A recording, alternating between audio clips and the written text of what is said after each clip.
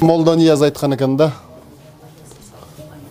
Көзүңдүн нуру барында, көйкөлүп турган чагыңда көргөндөн жакшы бар бекен. Белиңде пулуң барында, белсенип турган чагыңда бергенден жакшы бар бекен деп. Берген нерсе алган адамды эле сүйүндүрбөйт. Берген адамдын өзүн кошо сүйүндүрөт. Бул эки дүйнө ырасычылыгын жаратат да. Бул Кудайды кошо сүйүндүрө турган нерсе. Берешендик ошон үчүн бардык учурда эң жогорку сапаттардын бири болуп калган.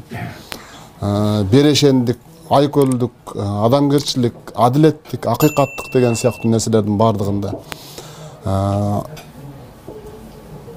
унутулбай турган иштер унчукпай жүрүп жасалат дейт да. Мына унчукпай жүрүп эле ушундай чоң улуу иштер жасалып атат.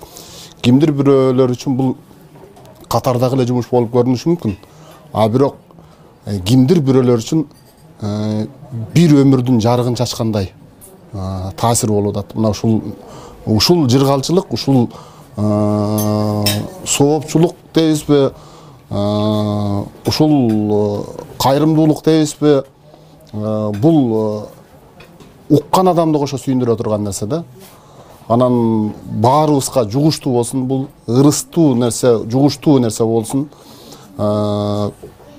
Кайгыны бөлсөң азаят, шаттыкты бөлсөң көбөйөт дейт. Эселенип көбөйүп турат шаттык деген, жыргалчылык деген нерсе.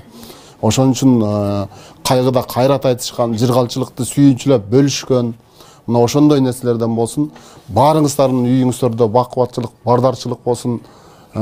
Колдон келсе кайрымдуулук кыла турганга киши таппай кала турган доорлорго жетели чындап келгенде. Ар бир адам жыргалчылыкта жашасын. Бул кайгы эмне экендигин билбеген замандардан кезигишели демекчимин.